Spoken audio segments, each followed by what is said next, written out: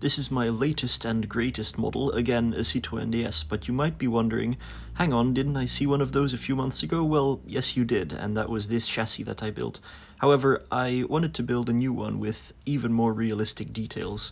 So this is how I began, with a new pneumatic pump and a switch to create a front suspension system that would be both height and stiffness adjustable. I then moved on to build the rest of the chassis with two pneumatic cylinders in the back. And here you can see the switch disengaging and then the pressure dropping. I then sort of built a rudimentary chassis, as I did with the previous model. Now, because the front suspension only uses one cylinder, I needed to add an anti-roll bar in order to stop it from flopping over because of the pressure difference. But after that, I started building the bodywork with first the front fenders, then the roof. I then modified the column shifter and gearbox in order to fit under the bonnet. We'll get more onto that a little bit later. And then I added the sides and the doors, and finally adding the bonnet in order to get this model that you see here. Right, so here's the final model, and let's start off with the most basic of all the functions: the doors, the bonnet, and the trunk. These were all relatively simple to build, although the trunk is sort of double hinged in order to have it resting in the correct position. And also the interior, which has adjustable back rests for the seats. And then, as you can see, the steering wheel, which moves both the wheels themselves, of course, as well as the swiveling headlights, which is one of the most iconic features of the Citroën DS. Here we can see the whole mechanism in more detail. Unlike my previous model, which used a second gear rack at the front, this one just uses a set of bevel gears, and that's a much simpler, neater solution. Additionally, here you can see the piston engine in motion. There are 4 gears, a 4-speed gearbox that changes the rate at which the pistons move, given the wheel spinning rate, of course. And then here we can see the column shifter, which selects the 4 gears using, as you can see, that lever right underneath the steering wheel in the interior.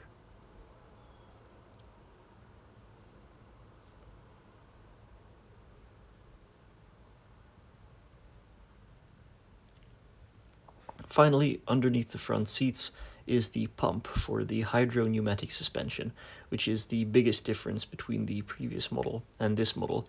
Here you can see I'm pumping it up, although this is at double speed. And then I've got some nice bouncy, soft suspension once it's pumped all the way up, with quite a bit of wheel travel and quite a bit of ground clearance as well in its highest state. And here I'm flicking the lever beneath the seats in order to let the suspension back down again. Here it is from the bottom view. As you can see, I'm pumping the suspension, and that pumps it up.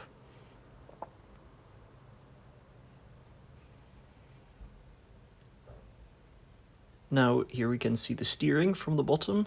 It does have a caster angle, and you can see the bevel gear system for the swiveling headlights in the front.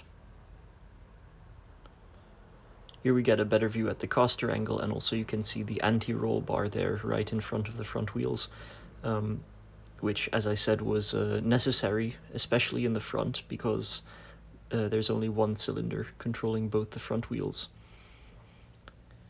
Here's another view of the column shifting mechanism. There's a 5-to-1 reduction down there, which means that a little bit of movement in the lever results in a large amount of turning of that bottom axle.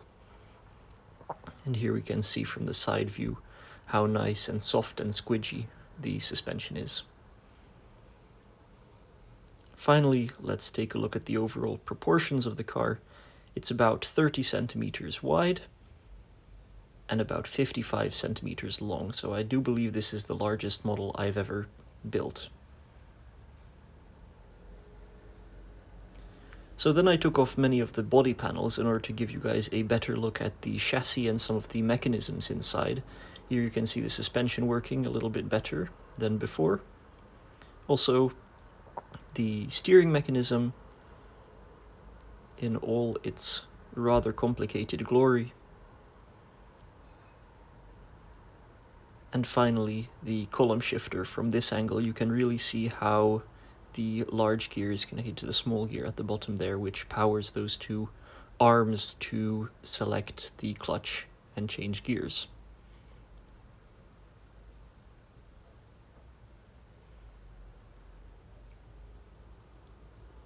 Here you can see the suspension motion with that large yellow cylinder.